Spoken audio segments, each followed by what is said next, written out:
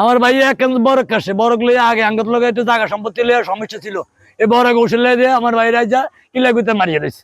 এই আবুল বাসারের ছেলেরা মিলে টিলিয়া সিটাকে তো খবর দিয়ে নাইছে আমার বাইরে মারিবার লাগে আমরা তো গেছি পেটের দাম দেয়। গতকালকে পুলিশ আসছে আমগো বাড়িতে বরক দুইটা কাটালে একটা অভিযোগ দিতে যায় বিল্লাল কাকার লগে সাদাতের লগে তরাতরি হচ্ছে আমার দোকানের সামনে। এক পর্যায়ে মুরব্বী বাসু পিছি দিয়ে আপনার বিল্লাল কাকা গাড়বারে বক্সিং ধরে উনি জাগাত করিয়ে ডেট বৈঠক আছে।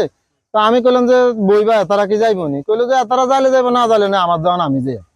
এইভাবে কথা কইতে আছে।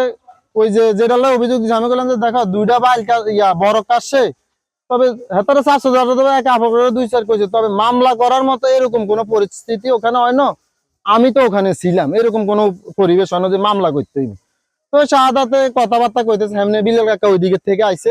আসার পরে বিল্লাল কাকা কইলে এই শাহাদাত মামলা করলে কিল্লে রে মামলা করলে কিল্লে এবার কয়েকবার কইছে শাহাদাতে কিন্তু বিল্লাল কাকার লগে কোনো কথা বলে না বলাতে বিল্লাল কারো সামনে আইছে আইসা রে তুই মামলা করলে কিল্লে এটা লাগি মামলা করেন জানি বড় একখান কাশি। শাহাদাতে কইলে যে আপনার লগে কোনো কথা না, আপনার লগে কথা হইব থানাত, আপনার থানাতে কথা কইবে।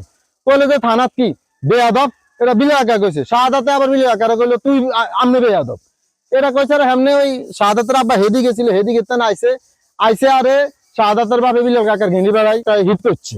আমি আবার অন্য মনস্ক ছিলাম, আরো লোকজন আছিল ওই আমগো কন্যা আক্কা আছে, আরিফ আছে, সাদ্দাম আছে, তারা আরো আমগো সাদ্দাম আছে, 2 সাদ্দামে আছিল আরো 27 জন লোক আছিল। পরবর্তীতে ওই এমনি গেন্ডি বিয়া করিয়ে পরিধান ধরছিল আমরা যাই সবাই ধরছি, আমরা সবাই ধরি আমার দোকানে বিটানছি হাতে তখন গেন্ডি বাঁকা করি হেলা।